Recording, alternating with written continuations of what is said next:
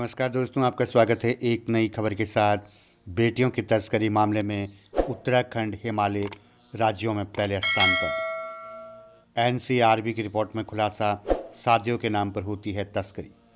बालिकाओं की तस्करी के मामले में लॉकडाउन अवधि में भी हुआ इजाफा। चमोली में 14 साल की बालिका की 34 वर्षीय व्यक्ति से शादी के मामले के बीच अगर आंकड़ों पर गौर करें तो उत्तराखंड में हालत बेहद चिंताजनक है।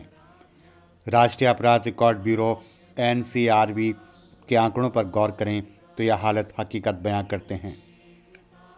बच्चों की हिफाजत में काम करने वाली संस्थाएं भी इस बात की तस्दीक कर रही हैं कि बालिकाओं की कम उम्र में शादी के नाम पर तस्करी का प्रचलन बढ़ता ही जा रहा है। नेशनल क्राइम कंट्रोल ब्यूरो के आंकड़ों पर गौर करें तो चिंताजनक हालत की तस्वीर साफ हो जाती है। 2019 में जारी हुई रिपोर्ट में कहा गया है कि बच्चों की तस्करी, चाइल्ड ट्रैफिकिंग के मामलों में 10 हिमालयी राज्यों में उत्तराखंड पहले पायदान पर है। यहाँ बच्चों की तस्करी को प्राथमिक रूप से अपराध माना गया है। चौंकाने वाली बात यह भी है कि बच्चों की तस्करी के यह मामले कहीं रिपोर्ट में भी नहीं हो पाते हैं। बमुश्किल 2% मामले ही संज्ञान में आ पाते हैं। 78 मामले पकड़े, सभी में बनना पड़ा वादी। एम्पावरिंग पीपल संस्था के मुख्य कार्यवाहक एवं अंतर्राष्ट्रीय एक्टिविस्ट ज्ञानेंद्र कुमार बच्चों की तस्करी रोकने के लिए वर्ष 2005 से काम कर रहे हैं। उनका कहना है कि यह सोचा समझा अपराध ऑर्गेनाइज क्राइम है। वो अभी तक अपनी जान जोखिम में डालकर 78 मामले पकड़ चुके हैं।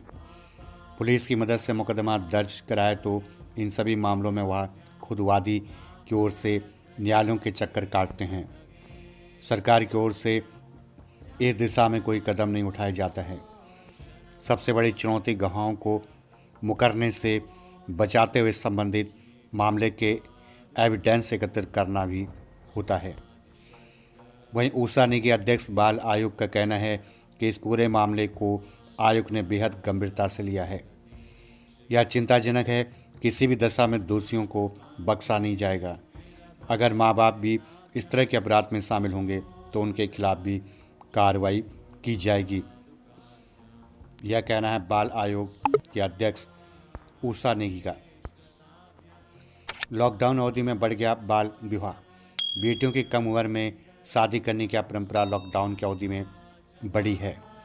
माउंटेन चिल्ड्रन फाउंडेशन के संस्थापक अदिति पी कौर का कहना है कि 2019 में उनके पास करीब 5 मामले रिपोर्ट हुए थे, लेकिन 2020 में 12 ऐसे मामले आए जिनमें बेटियों की बाल अवस्था में शादी कराई जा रही थी या कराने का प्रयास किया जा रहा था।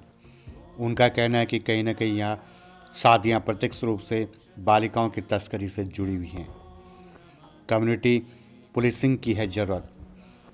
बच्चों की तस्करी से बचाने की दिशा में काम करने वाली संस्थाओं का कहना है कि जिस बड़े पैमाने पर यह अपराध उत्तराखंड में पनप रहा है, उस पर नियंत्रण करने के लिए सबसे बड़ा जरिया कम्युनिटी पुलिसिंग है।